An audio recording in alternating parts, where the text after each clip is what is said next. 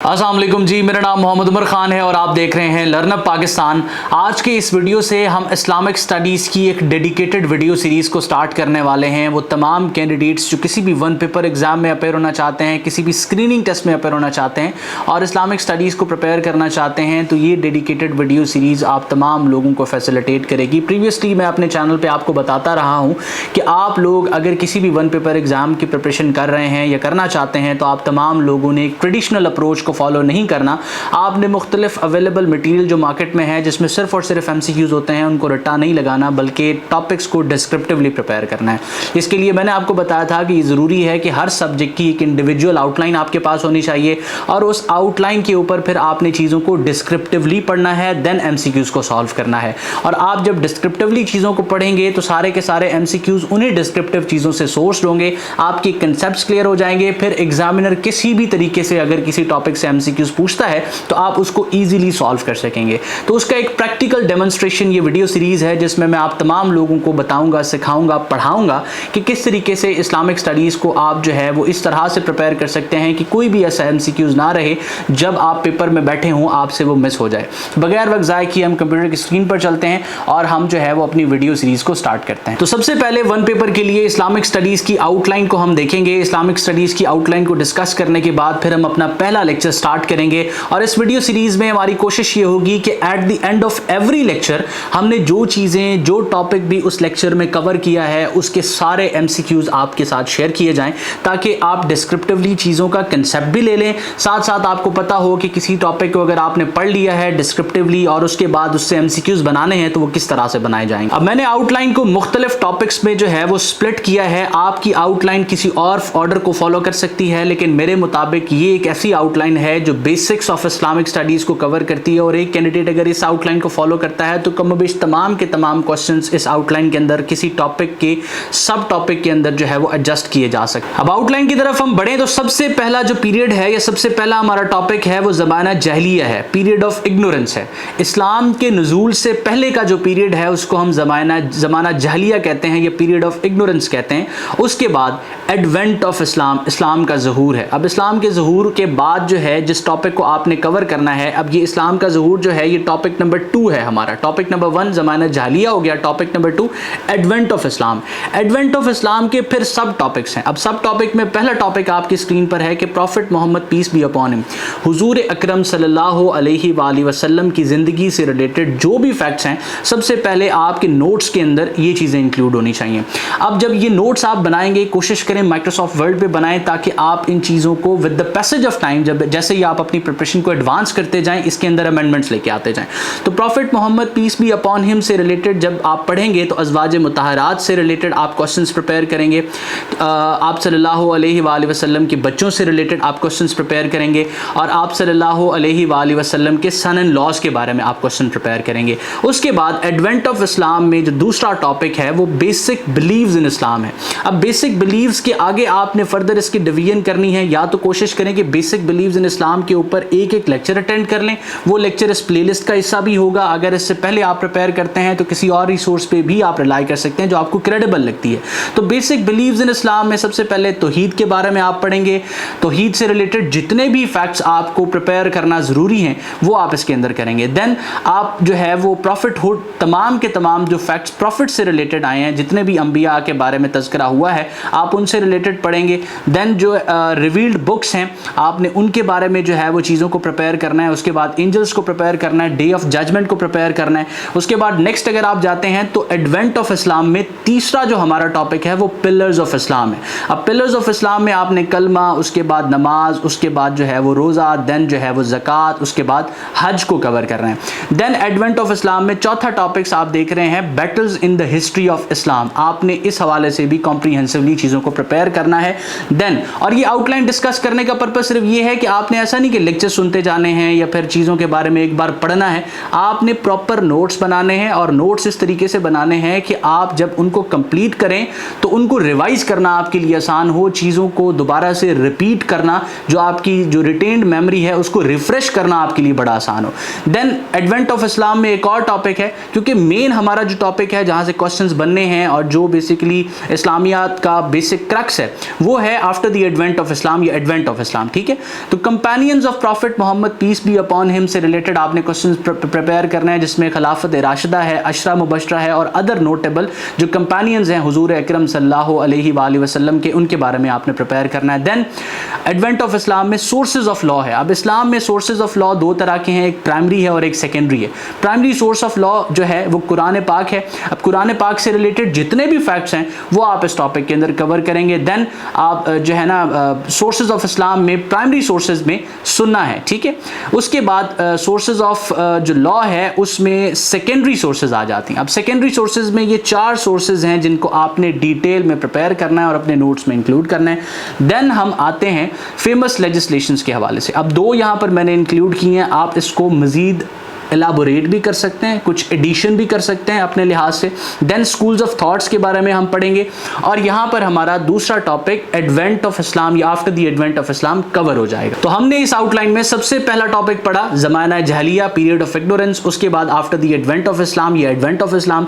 Then हमारा जो तीसरा टॉपिक है वो एक कॉम्प्रीहेंसिव टॉपिक है और वो इस तरह का टॉपिक है कि आपके जितनी भी चीज़ें जो आपने इससे पहले के टॉपिक्स में नहीं कवर की और या उसके पहले के टॉपिक्स में वो कवर नहीं होती, तो आप जो है वो other important facts about Islam and the subject के अंदर इंक्लूड कर सकते हैं। और एग्जाम्पल के तौर पे मैंने आपको बताया कि जिस तरह से हुजूर अकरम सल्लल्लाहु अलैहि वसल्लम के खुतूत, लेटर्स, देन मुख्तलिफ किस्म की जो ट्रीटीज़ हुई, उसके बाद जो सेक्रेट इवेंट्स हैं जिस तरह से ईद है, मिराज है और उसके बाद होली मॉस्क्स वगैरह, ये सारी की सारी आप इस टॉपिक के अंदर ऐड कर सकते हैं। तो जब भी आप किसी सब्जेक्ट को प्रिपेयर करते हैं, अगर आपके सामने एक डिफाइंड आउटलाइन मौजूद है, आपके सामने डिवीजन मौजूद है, तो आपके लिए बड़ा आसान होता है चीज़ को प्रिपेयर करना। अब ये तो हो गई इस सब्जेक्ट की आउटलाइन। तो आउटलाइन से आगे बढ़ के आज का जो लेक्चर है वो बेसिकली है हमारा ज़माना जहलिया यानी कि पीरियड ऑफ इग्नोरेंस के हवाले से, और इसको भी हमने फर्दर 2 हिस्सों में डिवाइड किया है। पहले हिस्से में हम डिस्कस करने वाले हैं, अब इस पूरे लेक्चर के अंदर, वैसे इस पीरियड ऑफ इग्नोरेंस के अंदर हम 4 चीज़ों को डिस्कस करेंगे। सबसे पहली है geographic location of Arabian peninsula, क्योंकि इस्लाम का जो नुज़ूल है वो अरब में हुआ है, तो अरब की जोग्राफ़ी को जानना उस वक्त के कॉन्टेक्स्ट में, मौजूदा कॉन्टेक्स्ट में हमारे लिए बहुत ज़रूरी है। जब वहाँ की जोग्राफ़ी को हम जानेंगे, उसके बाद हमने जानना है वहाँ की माशी सूरत हाल को, इकोनॉमिक कंडीशन को जानने के बाद हमारे लिए जानना ज़रूरी है वहाँ के पॉलिटिकल स्ट्रक्चर को, और ये उस वक्त का पॉलिटिकल स्ट्रक्चर। देन हमारे लिए जानना ज़रूरी है वहाँ के सोशल डायनामिक्स, उसके बाद हमारे लिए जानना ज़रूरी है वहाँ के रिलीजियस बिलीव्स। और जब हम इन 4 से 5 चीज़ों के बारे में जान चुके होंगे तो हम बासानी जो है वो एडवेंट ऑफ इस्लाम, इस्लाम के नुज़ूल के बारे में पढ़ना स्टार्ट करेंगे, और फिर जो भी फैक्ट्स होंगे हम इस कॉन्टेक्स्ट में अंडरस्टैंड कर सकेंगे कि पीरियड ऑफ इग्नोरेंस में किस तरह से इस्लाम ने आके उस माशरे के अंदर तब्दीलियां की। तो आज के इस लेक्चर में हम डिस्कस करने वाले हैं geographic location of Arabian Peninsula के हवाले से। तो सबसे पहले तो आप ये देखें कि यहाँ पर जोग्राफिकली अरेबियन पेनिनसुला लाई करता है, ठीक है। और अगर हम देखें तो आप जानते हैं कि ज़मीन को 7 हिस्सों में, 7 बड़े आज़मों में जो है वो डिवाइड किया गया है। अगर आप इसकी ईस्टर्न साइड पे देखें तो आपको एशिया नज़र आता है, इसकी नॉर्दर्न साइड पे देखें तो आपको यूरोप नज़र आता है, और इसकी वेस्टर्न साइड पे देखें तो आपको अफ्रीका नज़र आता है। यानी कि अगर आपने अफ्रीका से एशिया जाना है या फिर एशिया से अफ्रीका आना है तो आपको अरेबियन पेनिनसुला से गुजरते हुए या इसके करीब से गुजरते हुए जाना पड़ेगा। तो हम इससे ये इंडिया लगा सकते हैं कि एक बड़ा इंपॉर्टेंट किस्म का ट्रेड रूट रहा है, और साथ साथ अगर आप यूरोप से भी ट्रेड करते हैं या यहाँ से नकलो हरकत करते हैं तो भी अरेबियन पेनिनसुला खासी अहमियत रखता है, क्योंकि इन 3 कॉन्टिनेंट्स के दरमियान में लाई करता है। अब बेसिक ज्योग्राफी को डिस्कस करने के बाद हम अरेबियन पेनिनसुला को इन डिटेल पढ़ते हैं। यहाँ पर आप इस वक्त अरेबियन पेनिनसुला देख रहे हैं जो 7 ममालिक पर, मौजूदा 7 ममालिक पर मुश्तमिल है, और ये ज्योग्राफी हम प्रेजेंट कॉन्टेक्स्ट में देख रहे हैं। वैसे आपको फील होगा कि ये इस्लामिक स्टडीज़ से थोड़ा सा हट के लेक्चर है, लेकिन यकीन जानिए कि इस्लामिक स्टडीज़ को समझने के लिए आपका अरेबियन पेनिनसुला और उसकी ज्योग्राफी को जानना बहुत ज़रूरी है, और मैंने कोशिश की है कि ये ज्योग्राफी मौजूदा दौर के कॉन्टेक्स्ट में सबसे पहले आपको समझाई जाए। तो अरेबियन पेनिनसुला की अगर आप ईस्टर्न साइड पे देखें तो आपको नॉर्थ ईस्ट साइड पे नज़र आएगा पर्शियन गल्फ़, जिसको खलीज फारस भी कहते हैं। पर्शियन गल्फ से जब आप गल्फ ऑफ ओमान की तरफ जाएंगे तो यहाँ ये जो नैरो आपको जगह नज़र आ रही है, इसको स्ट्रेट ऑफ हुर्मस कहते हैं। तो अब आपने सर्च करना है कि बेसिकली गल्फ होता क्या है। गल्फ के बारे में सर्च करने के बाद कमेंट सेक्शन को यूज़ करके आपने मुझे बताना है, ये एक फैक्ट आपका प्रिपेयर हो जाएगा। उसके बाद स्ट्रेट ऑफ हुर्मस के बारे में भी आपने सर्च करना है। तो पर्शियन गल्फ को गल्फ ऑफ ओमान से कनेक्ट करने वाली जो स्ट्रेट है वो स्ट्रेट ऑफ हुर्मस है। और स्ट्रेट ऑफ हुर्मस यहाँ पर आपके जो है वो यूनाइटेड अरब एमिरेट्स यूएई और यहाँ पर ईरान, ये इन दोनों के दरमियान जो है वो वाक़या है। और straight of Hormuz, Hormuz basically Iran का एक बादशाह था जिसके नाम पर स्ट्रेट को रखा गया है। इसके बारे में भी आपने बेसिक फैक्ट्स को सर्च करना है कि स्ट्रेट बेसिकली होती क्या है। अब मौजूदा कॉन्टेक्स्ट में हम डिस्कस करें तो तमाम के तमाम खलीजी ममालिक जो हैं वो माला माल हैं तेल की दौलत से। तो सारा का सारा जो रूट है, ट्रेड रूट है, वो पर्शियन गल्फ से होता हुआ, ये स्ट्रेट ऑफ हुर्मस से होता हुआ गल्फ ऑफ ओमान से अरेबियन सी और इंडियन ओशन की तरफ आता है। तो ये खासी इंपॉर्टेंस रखती है कि अगर इस ट्रेड रूट को बंद कर दिया जाए तो यहाँ से ट्रेड खत्म हो जाएगा। तो इसकी इतनी इंपॉर्टेंस है। उसके बाद स्ट्रेट ऑफ हुर्मस के बाद ये जो ओमान का इलाका है, ओमान के बिल्कुल साथ ये जो वाटर बॉडी है, इसको हम गल्फ ऑफ ओमान कहते हैं।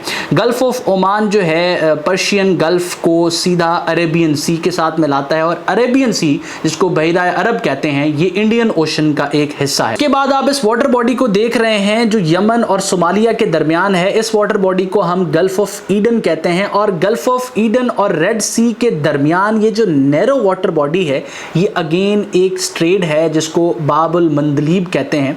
इसके बारे में भी आपने मजीद सर्च करना है। ये रेड सी को गल्फ ऑफ ईडन के साथ कनेक्ट कर रही है। तो अब हम जो है वेस्टर्न साइड की तरफ आ चुके हैं। अरेबियन पेनिनसुला की वेस्टर्न साइड पर आप देख रहे हैं रेड सी है और रेड सी से होते हुए अब हम इस साइड पर जा रहे हैं। इस इलाके को हम क्या कहेंगे, इसको हम इन डिटेल देखते हैं।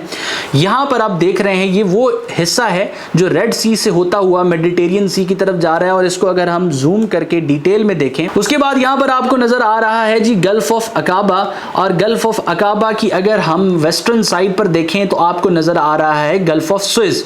और ये सिनाई पेनिनसुला है। सिनाई पेनिनसुला बेसिकली इजिप्ट का हिस्सा है। और आपने ये भी सर्च करना है कि पेनिनसुला बेसिकली कहते किसको हैं। जिस तरह आपको मैंने 3 चीजें बताई, आपने सर्च करना है गल्फ किसको कहते हैं, उसके बाद आपने सर्च करना है स्ट्रेट किसको कहते हैं, और उसके बाद आपने सर्च करना है कि पेनिनसुला किसको कहते हैं। अब गल्फ ऑफ स्विज से अगर हम आगे देखें तो ये जो इलाका आपको नजर आ रहा है, ये जो लोकेशन एरिया आपको नजर आ रहा है, अगर हम इसको इन डिटेल देखें तो ये रहा जी आपका गल्फ ऑफ स्विज। अब गल्फ ऑफ स्विज जब आगे जाता है तो ये एक स्विज कैनाल की शक्ल इख्तियार करता है और स्विज कैनाल आपको मेडिटेरियन सी की तरफ ले जाती है। स्विज कैनाल की वजह से, स्विज कैनाल के बनने की वजह से ये जो इतनी लंबी मुसाफत तय करनी पड़ती थी कि यहाँ से अगर अरेबियन पेनिनसुला से आपने यूरोप की तरफ जाना है तो आपको यहाँ से ट्रैवल करना पड़ता था। ये पानी की तरफ से जाके आप यहाँ यूरोप जा सकते थे। तो ये सारा का सारा जो रास्ता है ये यहाँ पर स्विज कैनाल की वजह से मेडिटेरियन सी तक जो एक्सेस है और यूरोप तक जो एक्सेस है वो बड़ी आसान हो गई।